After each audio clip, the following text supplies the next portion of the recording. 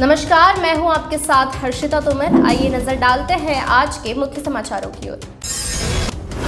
Britain में दुनिया के पहले ओमिक्रॉन संक्रमित शख्स की मौत हुई है। प्रधानमंत्री बोरिस जॉनसन ने इसकी पुष्टि की है। उन्होंने चेतावनी जारी की है कि देश में कोरोना वायरस के ओमिक्रॉन स्वरूप की तूफानी लहर आ रही है, जिसे रोकना बहुत जरूरी है।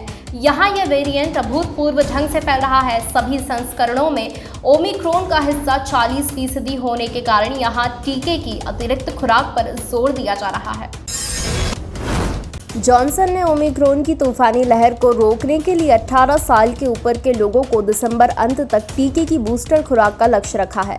उन्होंने कहा, हम पिछले कड़वे अनुभवों में देख चुके हैं कि संक्रमण का ग्राफ किस तरह से बढ़ता है। पिछले 24 घंटों में ओमिक्रॉन के 1239 और केस दर्ज होने के बाद ब्रिटेन में कोविड अलर्ट स्तर को 3 से बढ़ाकर 4 किया गया है। संक्रमण के इन मामलों में सामने आने के बाद ब्रिटेन में ओमिक्रॉन के मामले बढ़कर 3137 हो गए हैं, जो एक दिन पूर्व 1898 पर थे। स्तर 4 का अर्थ है कि संक्रमण तेजी से फैल रहा है और स्वास्थ्य सेवाओं पर इसका दबाव बढ़ने से हालात बिगड़ सकते हैं। इसे देखते हुए ब्रिटेन में सख्त उपायों पर जोर दिया जाने लगा है। इस बीच विश्व के 63 देशों में ओमिक्रॉन फैल चुका है। कोरोना वायरस के नए स्वरूप ओमिक्रॉन को लेकर विश्व स्वास्थ्य संगठन समेत कई देशों की चिंता बढ़ गई है। इस बीच ब्रिटिश वैज्ञानिकों ने इस नए स्वरूप से होने वाली तबाही को लेकर आगाह किया है। London school of hygiene and tropical medicine और दक्षिण अफ्रीका के स्टेलनबोश यूनिवर्सिटी के शोधकर्ताओं ने कहा कि ओमिक्रॉन ब्रिटेन से तबाही मचा सकता है। यदि संक्रमण को रोकने में सख्त उपाय नहीं किए गए तो देश में अगले साल के अप्रैल तक 25,000 से 75,000 मौतें हो सकती है। वैज्ञानिकों ने यह वेरिएंट तेजी से फैल रहा है और महामारी की वजह से बन सकता है।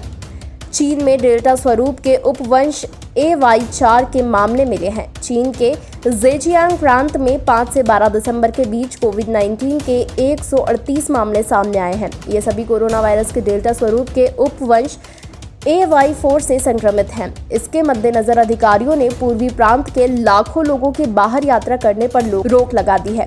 इन 138 मामलों में निंगमो में 11, शाओसिंग में 77 और प्रांतीय राजधानी हांगझोउ में 17 मामले सामने आए हैं।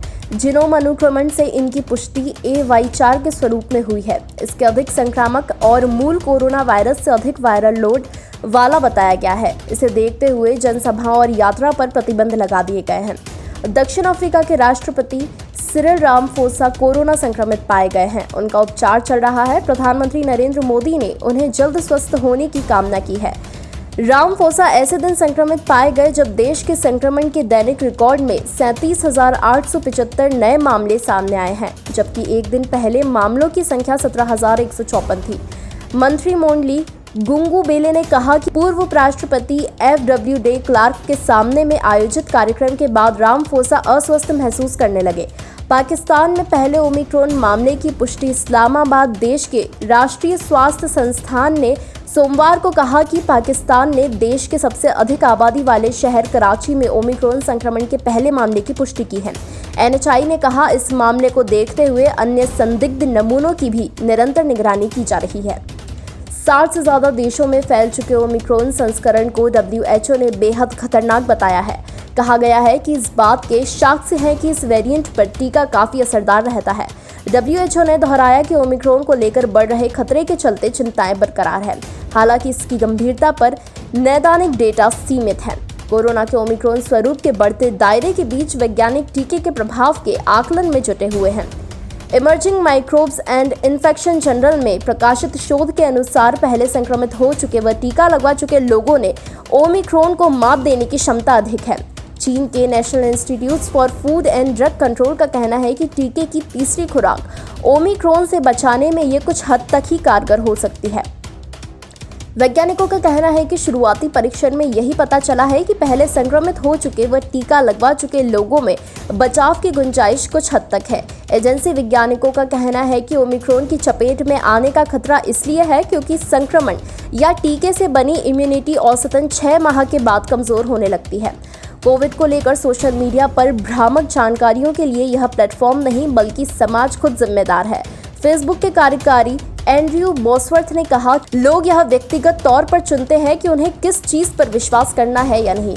वे ही ये भी तय करते हैं कि उन्हें क्या साझा करना है और क्या नहीं। उन्होंने कहा, मैं यह नहीं कह सकता अगर मैं उनकी बातों से सहमत नहीं हूँ या उन्होंने जो कहा वह मुझे पसंद नहीं है तो उनकी आवाज़ को खामोश कर दिया जाए। लेकिन कई बार बोलने की आज़ादी खतरनाक भी हो सकती है। अगर आप YouTube पर हमारी खबरें देख रहे हैं तो खबरों को लाइक करना, शेयर करना व हमारे चैनल को सब्सक्राइब करना ना भूलें। अगर किसी के साथ कोई भी घटना घट रही है जिससे परेशान है या पीड़ित हैं तो आप तुरंत हमारे WhatsApp नंबर पर जानकारी दे सकते हैं, जिससे कि आपकी समस्या का समाधान किया जा सके। धन्यवाद।